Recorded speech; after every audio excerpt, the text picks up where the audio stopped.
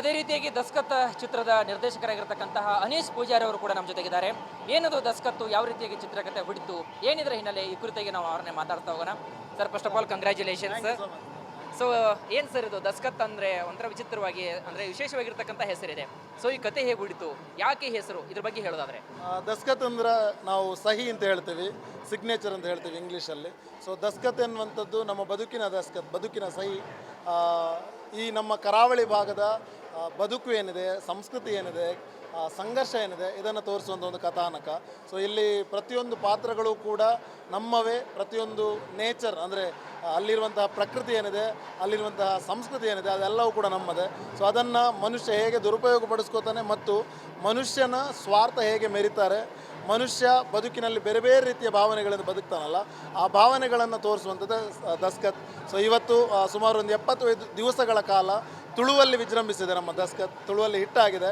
ಅದಾದ ನಂತರ ನಮ್ಮ ಪ್ರೊಡ್ಯೂಸರ್ ಎಲ್ಲ ಇದ್ದಾರೆ, ಜಗದೀಶ್ ಎನ್ ಅರೇಬನ್ನಿಮಂಗಲ ಸರ್, ಅವರು ಕನ್ನಡಕ್ಕೆ ತಂದರು. ನಂತರ ಬೇರೆ ಬೇರೆ ಭಾಷೆಗಳಿಗೆ ತರುವಂಥ ಬಹುದೊಡ್ಡ ಕನಸು ನಮ್ಮದು. ಸೊ ಜಗದೀಶ್ ಸರ್ ಮೂಲಕ ಇಡೀ ಕರ್ನಾಟಕ, ಇಡೀ ಕನ್ನಡ ನಾಡಿನ ಜನತೆ ದಸ್ಕತ್ತನ್ನು ಗೆಲ್ಲಿಸಬೇಕೆನ್ನುವಂಥದ್ದು ನಮ್ಮ ದೊಡ್ಡ ಕೋರಿಕೆ ಸರ್. ಚಿತ್ರ ದಸ್ಕತ್ ಅಂತ ಬಂದಾಗ ಇದು ಕೇವಲ ಕರಾವಳಿ ಹಿನ್ನೆಲೆ ಆಧಾರಿತವಾಗಿರ್ತಕ್ಕಂತಹ ಒಂದು ಕಥೆನ, ಅಥವಾ ಕಂಪ್ಲೀಟ್ ಇಡೀ ಎಂಟೈರ್ ಕರ್ನಾಟಕ ನೋಡ್ತಕ್ಕಂತಹ ಒಂದು ಚಿತ್ರಣ? ಗ್ರಾಮೀಣ ಪ್ರದೇಶ ಅಂದಾಗ ಬರಿಯ ಕರಾವಳಿಗೆ ಸೀಮಿತ ಆಗಿರೋದಿಲ್ಲ, ಇದು ಇಡೀ ಭಾರತದ ಕತೆ. ಭಾರತದ ಪ್ರತಿಯೊಂದು ಹಳ್ಳಿಗಳಿಗೂ ಸಂಬಂಧಿಸುವಂತಹ ಕತೆ, ಕರ್ನಾಟಕದ ಪ್ರತಿಯೊಂದು ಊರುಗಳಿಗೂ ಸಂಬಂಧಿಸಿದಂಥ ಕತೆ. ಸೊ ಎಲ್ಲ ಕಡೆಗಳಲ್ಲೂ ಕೂಡ ನೆಲಮೂಲದ ಕತೆ ಅನ್ನೋದನ್ನು ನಾವು ಕೇಳಿದ್ದೀವಿ. ಸೊ ನೆಲಮೂಲದ ಕತೆ ಆಲ್ಮೋಸ್ಟ್ ಎಲ್ಲವೂ ಒಂದೇ ಇರುತ್ತೆ.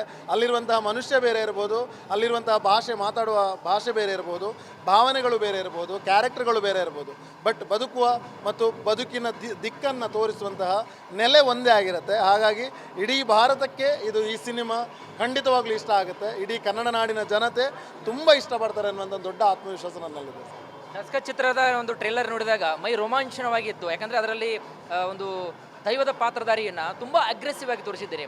ಇದರಲ್ಲಿ ತುಂಬ ಅಗ್ರೆಸಿವ್ ಮೀನ್ಸ್ ಅಂತಂದರೆ ಒಂದು ನೆಲಕ್ಕೋಸ್ಕರ ದೈವ ಪಾತ್ರಧಾರಿ ತನ್ನ ಸೇಡನ್ನು ತೀರಿಸ್ಕೊಳ್ತಾನ, ಅಥವಾ ಅಲ್ಲಿರ್ತಕ್ಕಂಥ ಜನರನ್ನು ರಕ್ಷಿಸೋಗೋಸ್ಕರ ಆ ಒಂದು ಪಾತ್ರವನ್ನು ತಾಳ್ತಾನ ಅಂತಕ್ಕಂಥ. ಹೌದು, ಅಂದರೆ ನಮ್ಮಲ್ಲಿ ದೈವವನ್ನು ತೋರಿಸಿಲ್ಲ ದಸ್ಕತ್ತಲ್ಲಿ, ಒಂದು ಆಟಿಗಳಂಜ ಎನ್ನುವಂಥ ಒಂದು ಪರಿಕಲ್ಪನೆಯನ್ನು ತೋರಿಸಿದೆ. ಇದೊಂದು ನಮ್ಮ ನಾಡಿನಲ್ಲಿರುವಂಥ ಒಂದು ಕಲೆ. ಅದು ಅಲ್ಲದೆ ಪುರುಷ ವೇಷ ಇರ್ಬೋದು, ಈಗ ನಾನು ನೀವು ನೋಡಿದಂಥ ಹುಲಿ ವೇಷ ಇರ್ಬೋದು, ಎಲ್ಲವುಗಳು ಕೂಡ ನಮ್ಮ ದಸ್ಕತ್ತಲ್ಲಿ ಮೇಳೈಸ್ತವೆ. ಸೊ ನಿಜವಾಗ್ಲೂ ನಾನು ಹೇಳೋದು ಅಂತಂದರೆ ಪ್ರತಿಯೊಂದು ಕಲ್ಚರ್ ಕೂಡ, ಪ್ರತಿಯೊಂದು ಸಂಸ್ಕೃತಿಯೂ ಕೂಡ ಎಲ್ಲವನ್ನೂ ಕೂಡ ನಿರ್ಧರಿಸುತ್ತೆ. ಅಂದರೆ ಆಕ್ರೋಶವನ್ನು ನಿರ್ಧರಿಸುತ್ತೆ, ಸಂತಸವನ್ನು ನಿರ್ಧರಿಸುತ್ತೆ, ಅಥವಾ ಮನೋರಂಜನೆಯನ್ನು ನಿರ್ಧರಿಸುತ್ತೆ. ಎಲ್ಲವನ್ನೂ ಕೂಡ ಮೇಳೈಸುವಂತಹ ಒಂದು ಕಲ್ಚರ್ ಇದ್ದರೆ ಅಥವಾ ಸಂಸ್ಕೃತಿ ಇದ್ದರೆ ಅದು ನಮ್ಮ ನಾಡಿನ ಸಂಸ್ಕೃತಿ, ನಮ್ಮ ಬದುಕಿನ ಸಂಸ್ಕೃತಿ ಅಂತ ಹೇಳಕ್ಕೆ ಇಷ್ಟ. ಸರ್, ಫೈನಲ್ ಆಗಿ ದಸ್ಕತ್ ಬಗ್ಗೆ ಏನು ಹೇಳ್ತೀರಿ? ದಸ್ಕತ್ ಈಗಾಗಲೇ ಇವತ್ತು ಅಂದರೆ ಮೇ 9ನೇ ತಾರೀಕು ರಾಜ್ಯದಾದ್ಯಂತ ಬಿಡುಗಡೆಯಾಗಿದೆ. ಪ್ರತಿಯೊಬ್ಬ ಪ್ರೇಕ್ಷಕರು ಕೂಡ ನಮ್ಮ ದಸ್ಕತ್ತನ್ನು ಒಪ್ಕೋತಾರೆ ಎನ್ನುವಂಥ ಒಂದು ದೊಡ್ಡ ಆತ್ಮವಿಶ್ವಾಸ ನಮ್ಮಲ್ಲಿದೆ. ಸೊ ನಾನು, ಪ್ರೊಡ್ಯೂಸರ್ ಇರ್ಬೋದು, ಅಥವಾ ಇಡೀ ನಮ್ಮ ದಸ್ಕತ್ ತಂಡ ಖಂಡಿತವಾಗ್ಲೂ ನಾವು ಯಾಕೆ ಇಂಪ್ರೆಸ್ ಆಗಿದ್ದೀವಿ ಅಥವಾ ದೊಡ್ಡ ಮಟ್ಟದಲ್ಲಿ ಆತ್ಮವಿಶ್ವಾಸ ಹೊಂದಿದ್ದೀವಿ ಅನ್ನೋದಕ್ಕೆ ಕಾರಣ, ಈಗಾಗಲೇ ದಸ್ಕತ್ತನ್ನು ಬೇರೆ ಬೇರೆ ಕಡೆಗಳಲ್ಲಿ ಗೆಲ್ಲಿಸಿ ಆಗಿದೆ.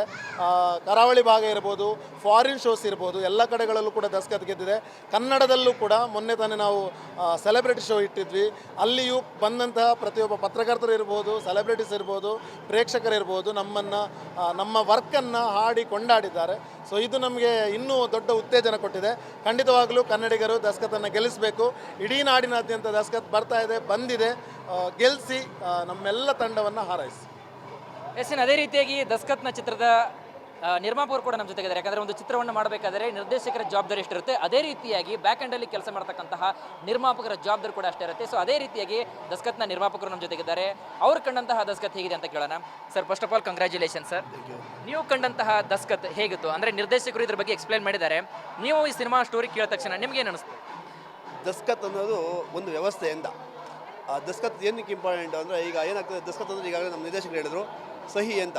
ಒಂದು ಸಹಿನ ಒಬ್ಬ ಜವಾಬ್ದಾರಿ ಇರುವಂತಹ ವ್ಯಕ್ತಿ ದುರುಪಯೋಗಪಡಿಸ್ಕೊಂಡಾಗ ವ್ಯವಸ್ಥೆ ಇರುವಂತಹ ಜನ ಯಾವ ರೀತಿಯಾಗಿ ಸಫರ್ ಪಡ್ತಾರೆ ಅನ್ನೋದನ್ನು ಸವಿಸ್ತಾರವಾಗಿ ನಮ್ಮ ನಿರ್ದೇಶಕರು ಸಿನಿಮಾದಲ್ಲಿ ತಂದಿದ್ದಾರೆ.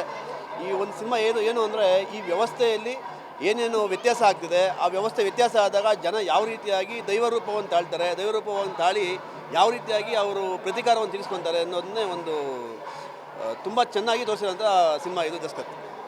ಸೊ ಸಿನಿಮಾನ ಚಿತ್ರೀಕರಣ ಮಾಡಬೇಕಾದ್ರೆ ಎಷ್ಟೆಲ್ಲ ಟಾಸ್ಕ್ಗಳನ್ನು ತಾವು ಎದುರಿಸಿದ್ರಿ ಅಂತಕ್ಕಂಥ ಫಿನಾನ್ಸಿಯಲಿ ಆಗಿರ್ಬೋದು ಅಥವಾ ಅದಕ್ಕಿಂತ ಮುಂಚೆ ಸ್ವಲ್ಪ ಪೂರ್ವ ಸಿದ್ಧತೆ ಇರುತ್ತೆ ಆ ರೀತಿಯಾಗಿ ಅಂದರೆ ನೋಡಿದ್ರೆ ನಮ್ಮ ನಿರ್ಮಾಪಕರು ಬಂದು ತುಳುವಿನ ದಸ್ಕತ್ತನ್ನು ಕನ್ನಡಕ್ಕೆ ತಂದಿರೋದು. ಆಲ್ರೆಡಿ ತುಳುವಲ್ಲಿ ಬೇರೆ ಪ್ರೊಡ್ಯೂಸರ್ ಇದ್ದರು. ಸೊ ಆಲ್ ಓವರ್ ಎಲ್ಲ ಭಾಷೆಗಳ ರೈಟ್ಸನ್ನು ತಗೊಂಡು ನಮ್ಮ ದಸ್ಕತ್ತನ್ನು ಮುಂದುವರಿಸ್ತಾರೆ. ಸೊ ಅವರಿಗೆ ನಮಗೆ ಚಾಲೆಂಜ್ ಮತ್ತು ಅವರಿಗಿಬ್ಬರಿಗೂ ಚಾಲೆಂಜ್ ಹೇಳಿ ಸರ್. ಈಗ ನಿರ್ದೇಶಕ ಹೇಳೋದಲ್ವಾ, ಈ ಸಿನಿಮಾ ಹಿಂದೆ ಕೂಡ ತುಳುವಲ್ಲಿ ನಿರ್ಮಾಣ ಆಗಿತ್ತು. ಆ ಸಿನಿಮಾವನ್ನು ನಾನು ಟ್ರೈಲರ್ ನೋಡಿ ತುಂಬ ಚೆನ್ನಾಗಿತ್ತು. ಹಾಗಾಗಿ ನಾನು ಆ ಸಿನಿಮಾನ ತಗೊಂಡು ಇಡೀ ದೇಶಕ್ಕೆ ತೋರಿಸ್ಬೇಕು ಈ ಸಿನಿಮಾವನ್ನು ಅನ್ನೋ ಒಂದು ಒಳ್ಳೆ ಉದ್ದೇಶದಿಂದ ಈ ಸಿನಿಮಾನ ನಾನು ತಗೊಂಡು ನಿರ್ಮಾಣ ಮಾಡಿದ್ದೀನಿ. ಸೊ ಫೈನಲಿ ದಸ್ಕತ್ ಅಂತಕ್ಕಂತಹ ಮಗು ಇವತ್ತು ಅಂಬೆಗಾಲ್ ಇಡ್ತಾ ಇದೆ. ಸೊ ಹಾಗಾಗಿ ಒಟ್ಟಾರೆ ಏನು ಹೇಳಕ್ಕೆ ಇಷ್ಟಪಡ್ತೀರಿ? ತುಂಬ ಅದ್ಭುತವಾಗಿ ಬಂದಿದೆ ಎಲ್ಲ, ಪೋಸ್ಟರ್ ಆಗಿರ್ಬೋದು, ಟೀಸರ್ ಆಗಿರ್ಬೋದು, ಇವತ್ತು ರಾಜ್ಯದಂತ ತೆರೆ ಕಾಣ್ತಾ ಇದೆ. ಸೊ ಎಷ್ಟು ಎಕ್ಸೈಟ್ ಇದ್ದೀರಾ, ಏನು ಹೇಳ್ತೀರಾ ಅದ್ರ ಬಗ್ಗೆ? ಒಟ್ಟಾರೆಯಾಗಿ ಈ ಸಿನಿಮಾ ತುಂಬ ಅದ್ಭುತವಾದಂಥ ಸಿನಿಮಾ. ಯಾರೇ ಬಂದು ಸಿನಿಮಾ ನೋಡಿದ್ರು ಕೂಡ ಅವರು ತುಂಬ ಖುಷಿಯಿಂದ ಆಚೆ ಬರ್ತಾರೆ. ಆ 2 ಗಂಟೆ ಏನು ಸಮಯವನ್ನು ಸ್ಪೆಂಡ್ ಮಾಡ್ತಾರೆ, ಆ ಸಮಯ ಒಂದೊಂದು ಕ್ಷಣ ಕೂಡ ರೋಮಾಂಚನಗೊಳ್ತದೆ. ಕೊನೆ ಕ್ಷಣ ಅಂತೂ ಆಚೆ ಹೋಗ್ಬೇಕಾದಾಗ ನಾವೇನೋ ಒಂದು 2 ಅವರ್ ಏನು ನಾವು ಕುತ್ಕೊಂಡು ಸಿನಿಮಾ ನೋಡಿದ್ವಿ, ಅದನ್ನ ಪೂರ್ತಿ ಖುಷಿಪಟ್ಟು ಆಚೆ ಹೋಗ್ತಾರೆ. ಎಲ್ಲರೂ ಬಂದು ನೋಡಬೇಕು, ಈ ಸಿನಿಮಾನ ಗೆಲ್ಸ್ಕೊಡ್ಬೇಕು. ಹೊಸ ನಿರ್ದೇಶಕರು, ಹೊಸ ಹುಡುಗರು, ನಾವು ಕೂಡ ಹೊಸಬರಿಗೆ ತುಂಬ ಸಪೋರ್ಟ್ ಮಾಡಬೇಕು. ಎಲ್ಲರೂ ಬಂದು ಎಲ್ಲ ದಸ್ಕತ್ ಹಾಕಬೇಕು ಅಂತ ಕೇಳ್ಕೊತೀವಿ. Thank you sir, thank you, wish you all the best ನಿಮ್ಮ ಎಲ್ಲ ತಂಡಕ್ಕೆ. ಎಸ್ ವೀಕ್ಷಕರೇ, ಇದಾಗಿತ್ತು ದಸ್ಕತ್ ಚಿತ್ರತಂಡದ ಕಂಪ್ಲೀಟ್ ಚಿತ್ರತಂಡದ ಒಂದು ಅಭಿಪ್ರಾಯವಾಗಿತ್ತು. ಕ್ಯಾಮ್ರಾ ಪರ್ಸನ್ ಗಿರೀಶ್ ಜೊತೆ ನಾನು ವೀರೇಶ್ ಶಿವಾನಂಬಿ, ವಿಶ್ವವಾಣಿ ಟಿವಿ, ಬೆಂಗಳೂರು.